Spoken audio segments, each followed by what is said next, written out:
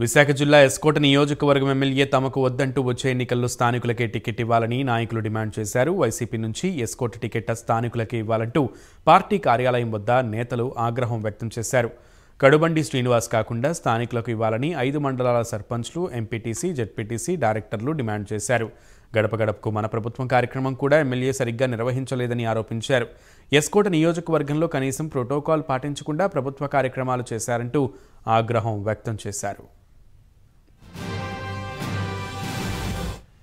ఇలాంటి వ్యక్తిని ఈ నియోజకవర్గం అయితే కోరుకోవట్లేదు. మేము ఎవరు కాదు ఆ అభ్యర్థత్వాన్ని తిరస్కరిస్తున్నామని చెప్పేసి ప్రస్తుతం ఐపాక్ టీం ఇచ్చిన సర్వేలే జగన్మోహన్ రెడ్డి నమ్ముతున్నారు.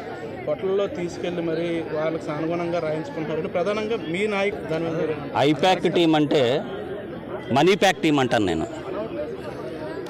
అత్యంత ప్రతిష్టాత్మకంగా, అత్యంత నమ్మకంగా జగన్మోహన్ రెడ్డి గారు ఐపాక్ టీంని పెడితే ఐపాక్ టీం ఇక్కడి నుంచి ఏం రిపోర్ట్ ఇస్తుంది?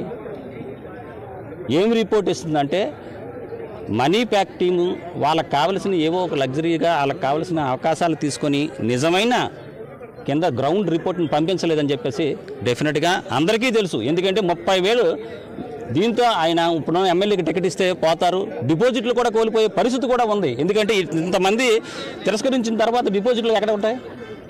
అది అధిష్టానం ఆలోచించాలని చెప్పి చెప్తున్నాను. లోకల్గా ఎవరైనా సరే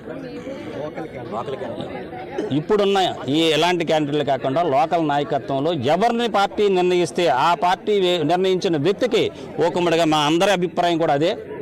ఆయన్ని మేము ఎమ్మెల్యేగా గెలిపించుకుంటాం. సుబ్బారెడ్డి గారు మీ అందరి అభిప్రాయాలని అధిష్టానం దృష్టికి తీసుకెళ్తాను, జగన్మోహన్ రెడ్డి గారితో చెప్తాను. మీ అభిప్రాయాలకు అనుగుణంగానే ఎవరైతే ఇక్కడ ఉన్న విషయాలను మీరు ఏదైతే కోరుకుంటారో ఆ విధానం మేము చేస్తామని చెప్పి సుబ్బారెడ్డి గారు చెప్పారు. ఈరోజు పార్టీలో అసలు స్టార్టింగ్ నుంచి కష్టపడి పనిచేసి ఒక సామాన్య కార్యకర్తగా ప్రతి ఒక్కరిని కలుపుకొని ఈ నియోజకవర్గంలో 2014 తర్వాత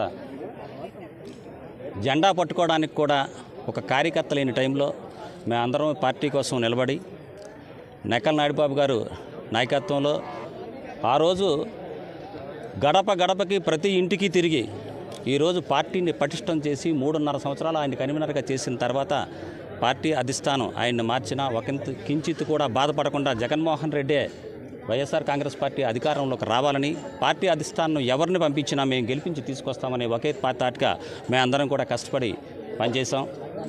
అలాగే ఈ నియోజకవర్గానికి సంబంధం లేని వ్యక్తిని కడుబండి శ్రీనివాసరావు గారిని గజపతి నగర్ నియోజకవర్గంలో 2 సార్లు ఓడిపోతే ఈ నియోజకవర్గానికి పంపిస్తే ఏ నియోజకవర్గం నుంచి పంపించినా జగన్మోహన్ రెడ్డి గారు ముఖ్యమంత్రి కావాలి కాబట్టి మనందరం కూడా కష్టపడి గెలిపించాలని చెప్పే ఉద్దేశంతో వైఎస్ఆర్ కాంగ్రెస్ పార్టీని